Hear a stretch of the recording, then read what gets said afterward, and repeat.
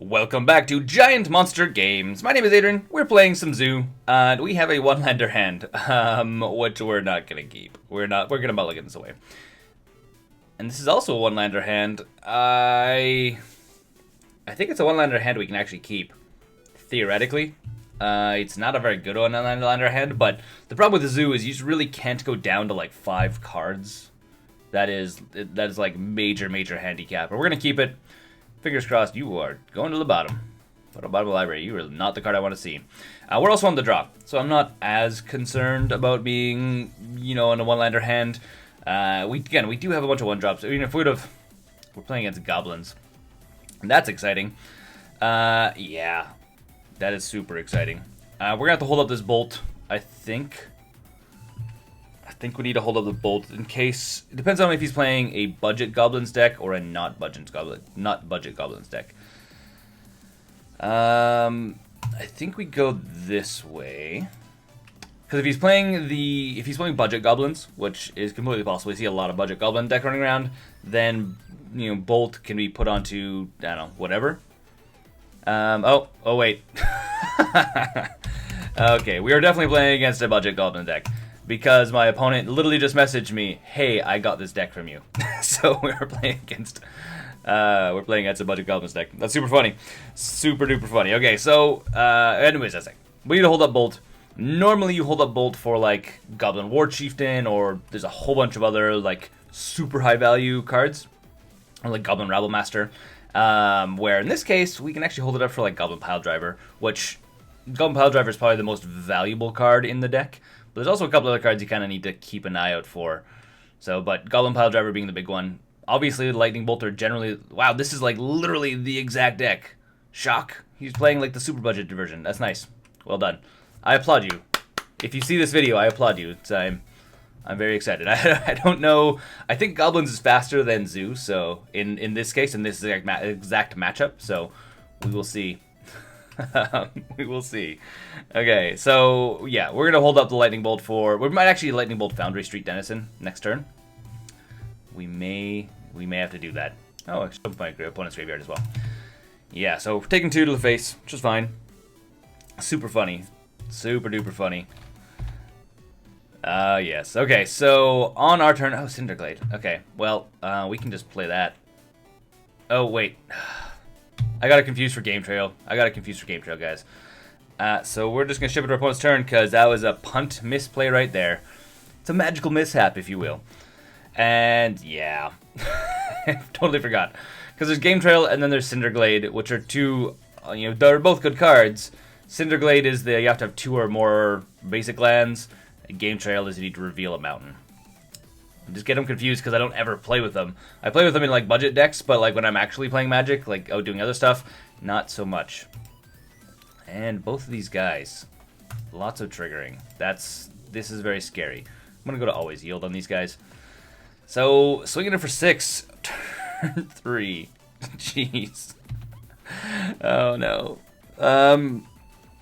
We do have stuff. The good thing is we have cards in our sideboard to deal with other aggro decks.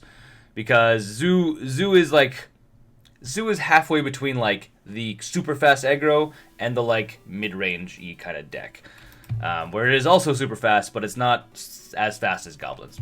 So we do have cards that can help us deal with these things here. I think what we need to do though is we kind of need to just play. Kind of just have to play Goblin Bushwhacker, just cast it normally. I guess. Oh, man.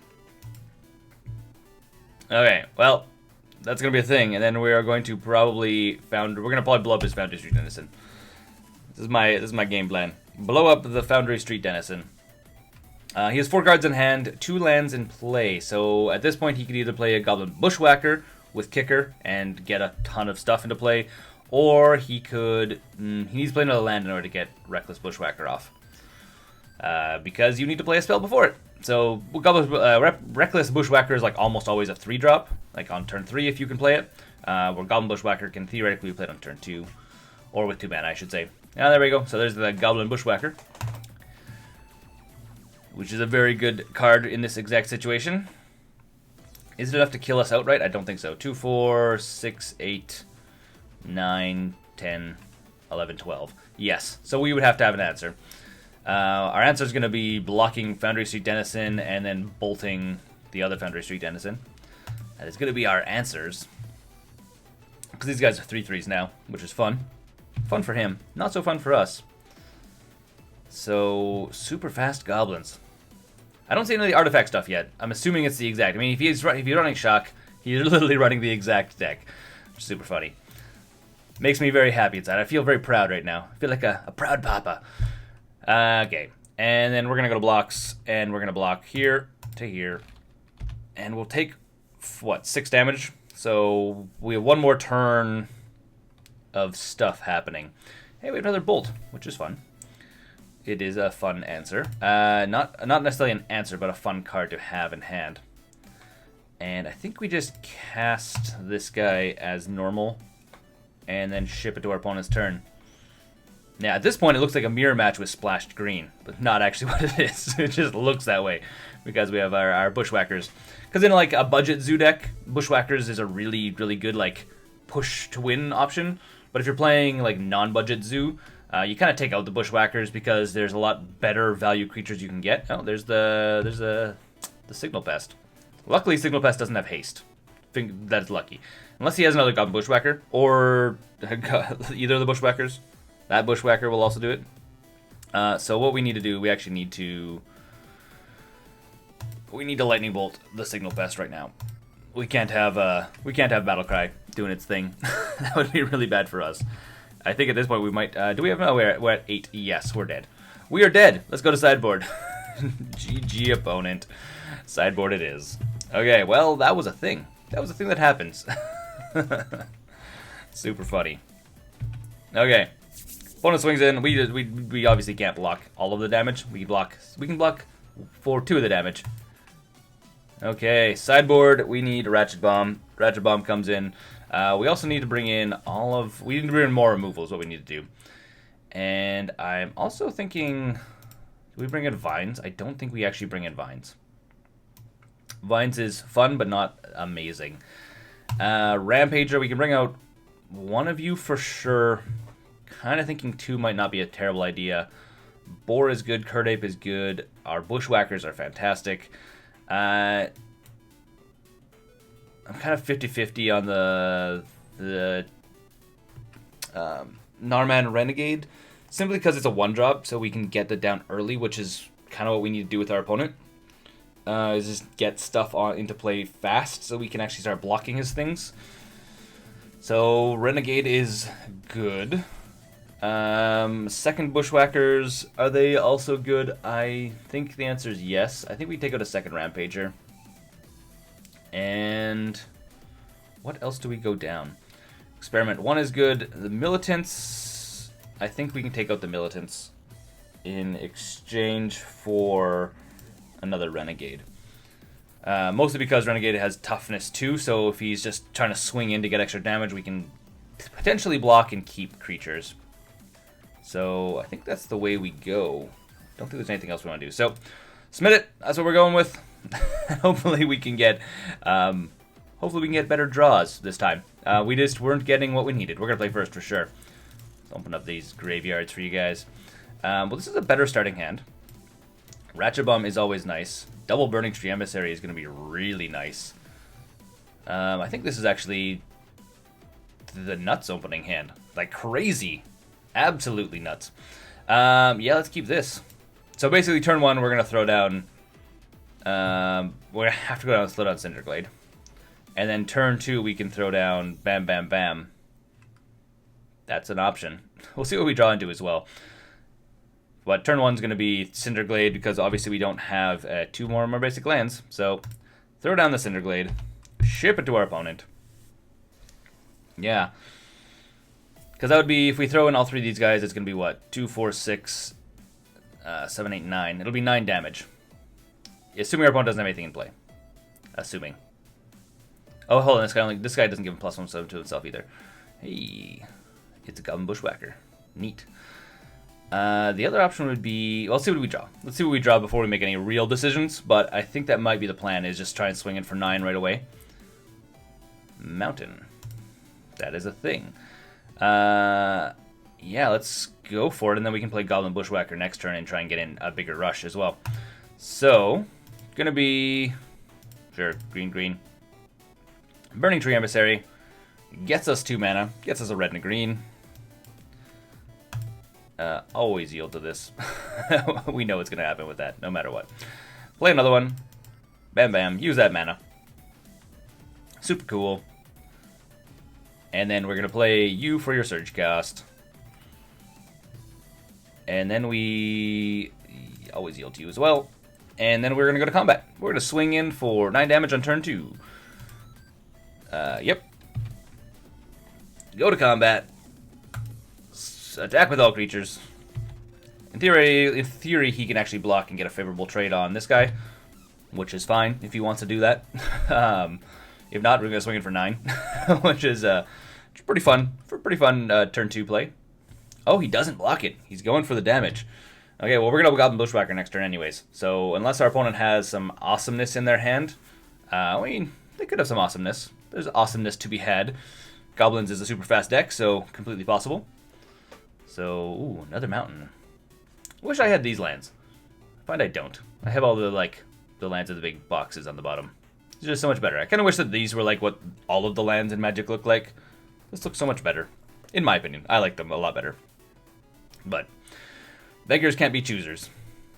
I say this like I'm begging to play Magic, which is not always the case. Sometimes the case, not always the case. Okay, so he's gonna Goblin Bushwhacker on Kicker. Okay. So I'm assuming our opponent is going to swing in for 4. That doesn't seem like the best idea, but I'm not going to say no. Sure. Do we have our opponent next turn? Do we have our opponent next turn? We have 3, 6, 7, 8, 9, 10, 11. No. We have our opponent at 11 next turn. Not quite there. Mind you, if we draw into a 1-drop, we win. That's a 2-drop, which doesn't get us there, but may actually be the better bet. Because we know we need to go another turn, we may as well play Boar and then swing in for a bigger swing next turn. I think that's what we do. So let's play Boar. So here's a green, here's a red, and then we're gonna give him haste so we can swing with everything. Give him haste. And here's the red for the haste. And then we're going to swing with everything. Go to combat. Attack with all of our creatures. Welcome to the zoo. Today's featured animals is a Burning Tree Emissary, a Reckless Bushwhacker, and a Boar, which is actually a pretty neat like budget zoo card, I will say. Oh, dude, hold on, wait. Does that... What happened? Did we have enough damage? 3, 4, 5, 6, 7, 8, 9. Our opponent scoops it because he knows he doesn't have anything. Ah, sweet. Well, thanks. Thanks for scooping. I would have had you next turn, I hope. So, GG and game 3. Game 3. What am I thinking? I think we run it back the way it is. The only other potential thing we could throw in is take out this guy. I'm thinking... Do we leave him in or we do take him? I think we take him out. And I think we actually just throw in another... No, we're going to leave him in here just in case we need to get to, like, late game and need to actually play him, which I don't think will happen. But I think that's what we're going to go with. That's the game plan. That is the current game plan. This is the box we live in, and we shall play within our box of stuff we play within. So, yeah. Well, that was better game 2. Yeah, trying to slow down a little bit. I know the last series of games I put up, I had like no time because I was actually going away for the weekend, and I had to like make the deck tech and record all the videos in like a very short amount of time. So I was just like rushing through, trying to play my games as fast as humanly possible. So trying to slow down, try to think about what's going to happen in a game, which is what you need to be doing. If you want to be like playing and winning games, you need to stop and think about what's actually going on. So I'm trying to do this a little bit more. It's my one downfall whenever I play any kind of game like this, is I tend to be like, oh, go, go, go, fast, fast, fast, yeah, fun. And it's not necessarily how you win. Oh, we have to mulligan this as well. This is not good. I mean, this would be, if we had one other land and like one less scavenging ooze, this would be perfect. But we don't, so we can't. Because like Burning Tree Emissary, Bushwhackers, Curd Apes, or if we knew we had a mountain on top of our deck, this would be like amazing. This would be an amazing opening hand. But we have a single land. I'm not super hot on that, but we're going to keep it. Fingers crossed there's something good on top. Game Trail. Do I need a Game Trail? I think the answer is no. Put on the bottom of the library. I think this is what it's going to be. And it depends on what our opponent plays. So depends what he plays. I'm assuming it's going to be something one drop. There's lots of one drop goblins in his deck. So, yeah, Foundry Street Denizen is a card. So what we need to do is we have to play our Curd Ape. Oh, dang it, we can't. Do we play our Curd Ape or do we play a Cinderglade? Enters the battlefield tapped unless you control 2 or more basic lands. So we would play Mountain Mountain. Is that worth it though? If we... Burning Tree Emissary is fun. I think we play Cinderglade tapped, unfortunately. And then we shift our opponent's turn, largely because we need to play Curd Ape as a 2/3, because then we can actually absorb some damage from stuff like Foundry Street Denizen or Bushwhacker or a bunch of other stuff. So that's the thing. Signal Pest. Doesn't have haste though, so that's okay for us. And we can Rebirth. That is scary. That is super scary. Okay, well, hopefully he doesn't have land and Rebirth next turn. I hope. That'd be fun if he did. By fun I mean not fun. If he has Bushwhacker, not this Bushwhacker, but the other Bushwhacker, it's gonna be what? 3, 4, 5, 6, 7, 8, 9, 10, 11, 12, 13, 14, 15, 16. 16 damage. Oh, he didn't swing in. I'm assuming he forgot. Or like misclicked. Okay, well, that's a thing. We can, in theory, Burning Tree Emissary, Curd Ape. Oh, opponent dealt it. He said it. He said it. He missed it. It happens. So again, we could Burning Tree Emissary, Curd Ape, which gets us there, or we could Curd Ape, Curd Ape. I think that's actually a better bet. Curd Ape, Curd Ape. Oh. Cancel. I need red mana, not green mana. So I think it's gonna be Curd Ape, and then next turn we will probably Burning Tree. I think we'll probably just dump our hand next turn because we can get all 3 of these guys out. So obviously you're not gonna be playing this guy for kicker cost, which is unfortunate, but it is a thing because we need 2 for these and 2 for him, so we're actually gonna have 3. So we can actually play Bushwhacker, or we can hold up Bushwhacker, swing in for one big swing, swing in for a second big swing the turn after. We'll see what our opponent does as well, because there are definitely some things, like if he throws down any of the Bushwhackers, we are in serious trouble. And he has 2 mana now, so he could be playing technically Goblin Bushwhacker. If he does have it, we are in serious trouble. Ooh, Mog War Marshal. Okay, so he doesn't have it. War Marshal is good. Don't get me wrong. War Marshal is very good, but not as good as Goblin Bushwhacker would have been for him. Because Goblin Bushwhacker would have given everything +1 and haste, and then Signal Pest would have also given it +1 and haste as well, or +1 as well for everything else. So he's just gonna swing in. He's swinging with all this craziness. Hold on. I can block this guy, right? He doesn't. Can't be blocked except by creatures with flying or reach. Okay, so yes, and then I think we are not going to trade with Foundry Street Denizen, but we will trade with some of these guys. So we go bam, bam, and we still take 4, 5, 6 damage, which is okay. But I think our next turn is going to be bigger. Yes, I think our turn's going to be bigger. So again, Curd Ape. For the win. Ooh, Game Trail. Yes, and we'll reveal a mountain. Opponent knows we have a mountain, which is fine. And do we swing in? I think we actually hold up the Bushwhacker, so we're actually going to play the Burning Tree Emissary. So green, red. And then we're going to play the Reckless Bushwhacker and go ham, I think. I think that's the plan. Yeah, because we have green sitting in the mana pool, so might as well play this guy for his surge cost. Going ham. And yes, attack with everything. Hold on, if I attack with everything, do I lose next turn? So it's going to be, what, potentially 3, 6, 7, 8, 9, 10, no, 10, 11, 12. I don't think so. He would have to play, I think we risk it. I think we risk it, guys. So it's going to be attack with everything and ship it to our opponent's turn. 3, 6, 9, 10, 11.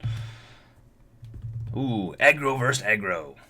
Who is the more aggro-y deck? Again, our deck is not technically as fast as the Goblin deck, but it is fast, but not as fast as this Goblin deck. I'll also try, if I have time, or if I remember, actually, more if I remember. I'll try and put a link to this Goblin deck as well in the description below this video. You can actually take a look at it. It's a pretty fun deck, and this is like, the deck he's playing is like a budget deck. I think it's like $25. It's like super duper cheap. You can buy it on like, and like as far as blah blah blah blah blah words and stuff are concerned, as far as buying this deck on MTGO, it is like super cheap. It's like under $7 or something like that. It's crazy. Might even be less. It might be like, yeah, I think it's like $7 to $9. It's super duper cheap.